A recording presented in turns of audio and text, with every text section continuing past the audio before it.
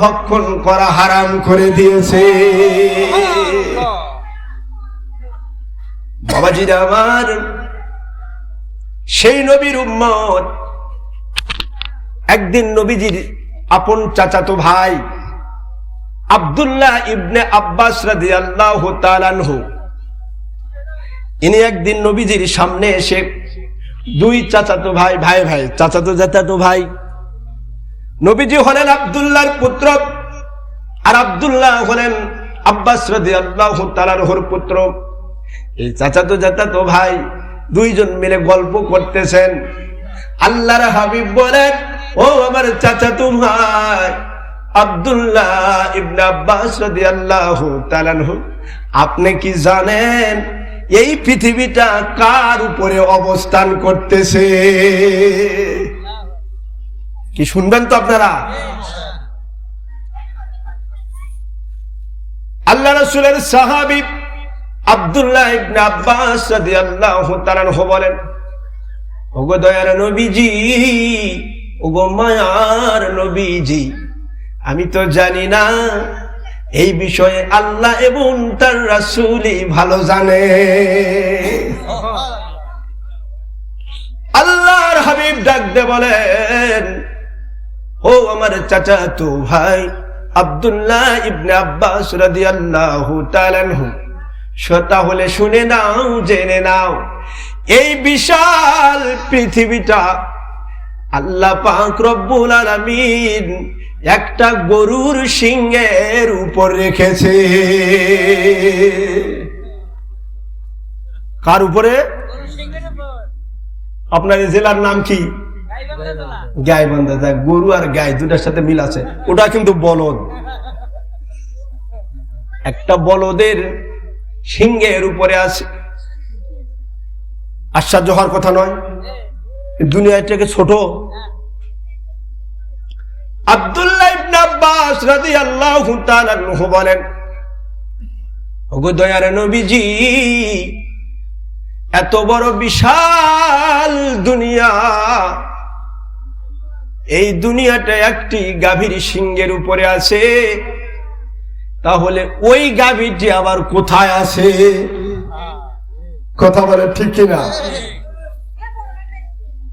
আল্লাহর হাবিব ডাক দিয়ে বলেন, ও আমার চাচাতো ভাই আব্দুল্লাহ ইবনে আব্বাস রাদিয়াল্লাহু তাআলা আনহু, শুনে নাও, ওই বিশাল গাভীটি একটা মাছের পিঠের উপরে আছে।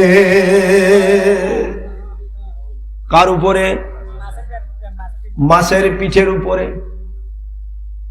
আল্লাহ রাসূলের সাহাবী হযরত আব্দুল্লাহ ইবনে আব্বাস রাদিয়াল্লাহু তাআলা আনহু ডাক দিয়ে বলেন, ও আল্লাহর বন্ধু, এত বড় বিশাল দুনিয়া একটা গাভীর সিংহের উপরে, ওই গাভীটি একটা মাছের পিঠের উপরে, তাহলে ওই মাছটা কার উপর দাঁড়ায় আছে? কি কষ্ট পাচ্ছেন আপনারা? চলবে না শেষ করে দিব? এখনো কিন্তু বাকি আছে ওয়াজ।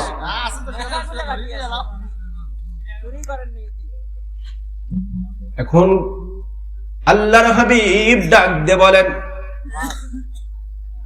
ও আমার চাচাতো ভাই, ওই বিশাল মাছটি পানির উপরে ভাসে আছে। কত মনের আশা দেখেন, যতই গভীরে যায় প্রশ্ন ততই বেড়ে যায়। আব্দুল্লাহ ইবনে আব্বাস রাদিয়াল্লাহু তাআলা আনহু বলেন, ওগো নবীজি, ওই বিশাল মাছটি যে সমুদ্রের উপরে ভেসে আছে, ওই সমুদ্রটা কোথায় আছে? কথা বলেন ঠিক কিনা? আল্লাহর হাবিব ডাক দিয়ে বলেন, ও আমার চাচাতো ভাই, ওই বিশাল সমুদ্র একটি পাহাড়ের মাথার উপরে আছে।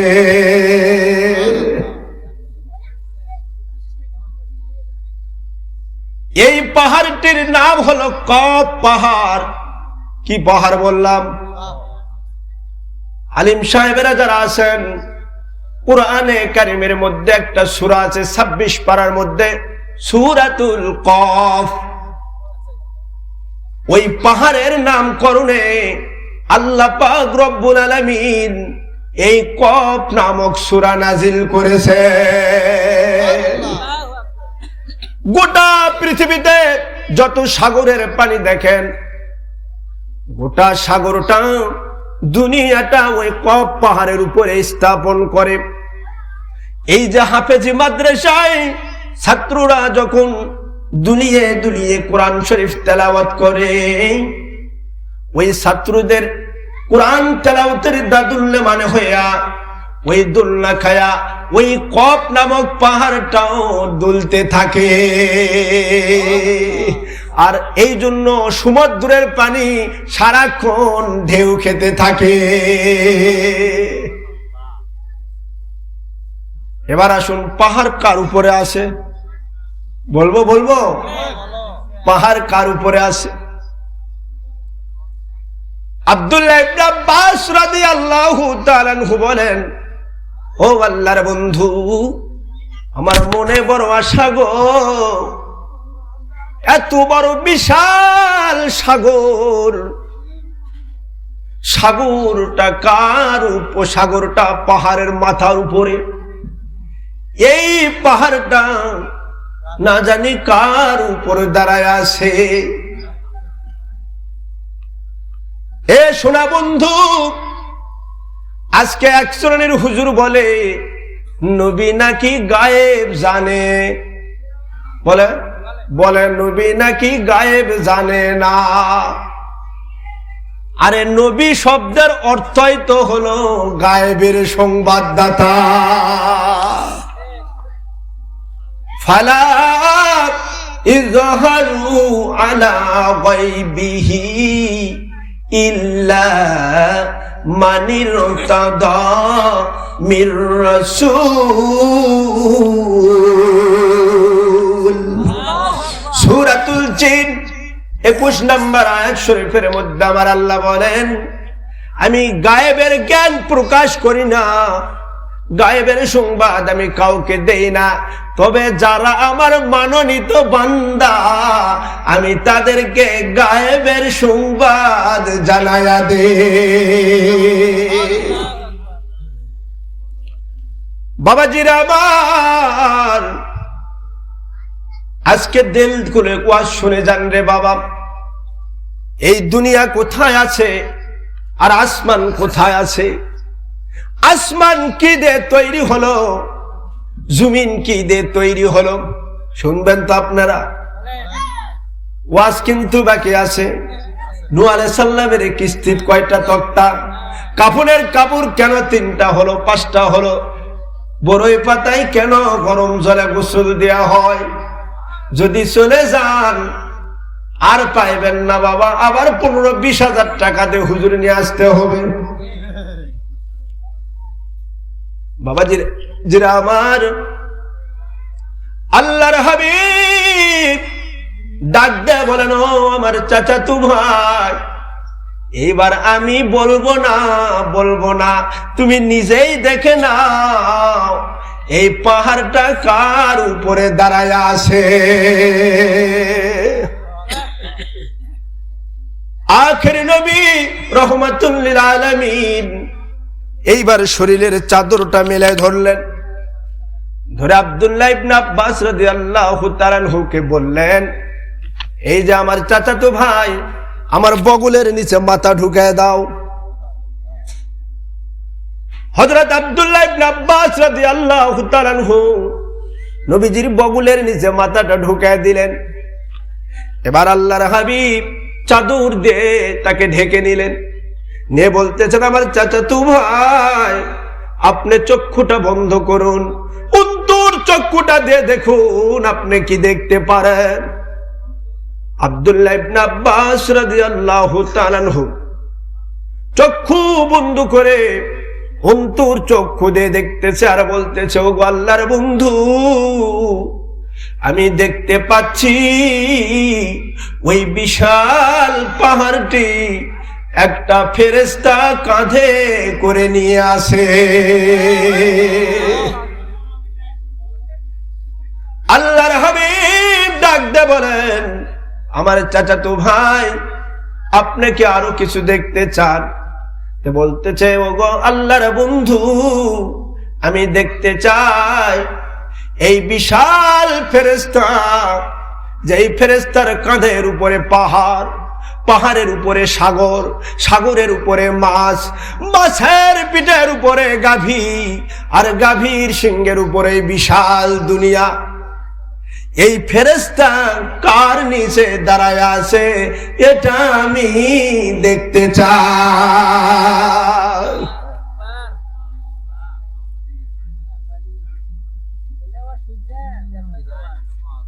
বাবা শুনবো কি বলবো? আমার আল্লাহর বন্ধু বলেন, আমার চাচাতো ভাই, এইবার আপনি দিলের চক্ষু দিয়া দেখুন, নিচের দিকে তাকায়া দেখুন। এবার আব্দুল্লাহ ইবনে আব্বাস রাদিয়াল্লাহু তাআলা আনহু বলতেছেন, ওগো আল্লাহর বন্ধু, আমি দেখতে পাচ্ছি ওই বিশাল ফেরেশতা একটা চাদরের উপরে দাঁড়ায় আছে।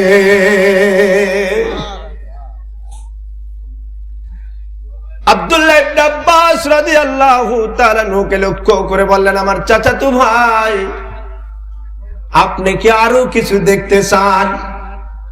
কি আরো কিছু দেখবেন আপনারা? আব্দুল্লাহ ইবনে আব্বাস রাদিয়াল্লাহু তাআলা আনহু বলেন, ওগো আল্লাহর বন্ধু, দেখতে যখন শুরু করেছি, শেষ না দেখা পর্যন্ত আমি মাথা আপনার বগলের ভিতর থেকে বের করব না।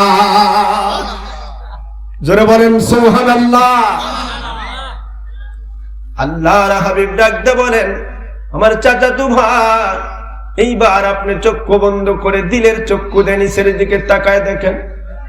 যেই নিচের দিকে তাকায়া দেখলেন, অমনি আল্লাহ রাসূলের সাহাবী, নিজের নবীজির আপন চাচাতো ভাই আব্দুল্লাহ ইবনে আব্বাস রাদিয়াল্লাহু তাআলা আনহু চিৎকার দিয়ে জমিনের মধ্যে বেহুশ হয়ে পড়ে গেলেন। বগলের নিচে মাথা। যেই দেখলেন আল্লাহু আকবার বলে চিৎকার দিয়ে সঙ্গে সঙ্গে ছটকে জমিনের মধ্যে পড়ে গেলেন, বেহুশ হয়ে গেল। কিছুক্ষণ পর যখন হুঁশ ফিরে আসলো, তখন আল্লাহর হাবিব ডাক দিয়ে বলেন, আব্দুল্লাহ, তুমি কেন বেহুশ হয়ে গেলে? কি এমন জিনিস দেখলে তাই বেহুশ হয়ে গেলে? আব্দুল্লাহ ইবনে আব্বাস রাদিয়াল্লাহু তাআলা আনহু বলেন, ওগো আল্লাহর বন্ধু,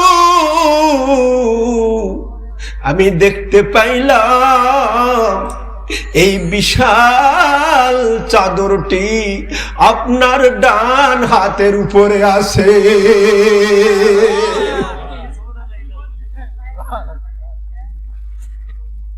হে মুসলমান, নবীর উম্মত দাবি করে আর বাতিল ফেরেকা হয় নবীর বিরুদ্ধে কথা বলো। চিনো দয়ার নবীকে, চিনো মায়ার নবীকে। আব্দুল্লাহ ইবনে আব্বাস রাদিয়াল্লাহু তাআলা আনহু বলেন, ওগো আল্লাহর বন্ধু, আমি দেখতে পাইলাম ওই বিশাল চাদরটি আপনার ডান হাতের উপরে আছে। আল্লাহর হাবিব ডাক দিয়ে বলেন, ওগো আব্দুল্লাহ, তুমি যদি বেহুশ হয়ে না যেতে, তাহলে আমার বাম হাতটা কোথায় আছে এটাও দেখতে পাইতে। নবীজির বাম হাত কোথায় আছে শুনবেন আপনারা। আব্দুল্লাহ ইবনে আব্বাস রাদিয়াল্লাহু তাআলা আনহু বলতেছেন, ওগো আল্লাহর বন্ধু, ডান হাতের সন্ধান যখন পেয়েছি, মনের আশা গো নবীজি, আমি বাম হাতটিও দেখতে চাই কোথায় আছে। আল্লাহর হাবিব বর্ণনা, একটা হলো সিনার মধ্যে তার জড়ায় ধরলেন, ধরার পরে চক্ষুটা বন্ধ করতে বললেন, তারপরে বললেন কি দেখতে পাচ্ছ? আব্দুল্লাহ ইবনে আব্বাস রাদিয়াল্লাহু তাআলা আনহু কেঁদে কেঁদে চোখের পানি ছেড়ে দিয়ে কান্দার বলে, ও গো আল্লাহর বন্ধু, ও গো দয়ার নবীজি, আমি দেখতে পাইলাম আপনার বাম হাতটি 7 তবক আসমানের উপরে আছে। আমার আল্লাহর বন্ধু ডাকতে বলেন, ও আমার চাচাতো ভাই, তুমি সত্য সত্যই দেখতে পেয়েছো, এই ডান হাতের উপর আছে, আমার ডান হাতের উপর আছে এই গোটা দুনিয়া, এই 7 তবক জমিন, আর আমার বাম হাতটি আছে 7 তবক আসমানের উপরে। এই গোটা সৃষ্টি জগৎটা আমার দয়ার রহমতের উপরে আল্লাহ টিকে রেখেছে। ওয়ামা আরসালনাকা ইল্লা রাহমাতাল লিল আলামিন।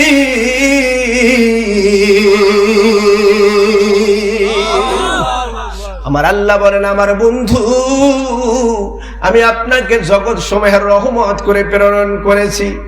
আমি আল্লাহ যতদূর পর্যন্ত ততদূর পর্যন্ত আপনি রহমত।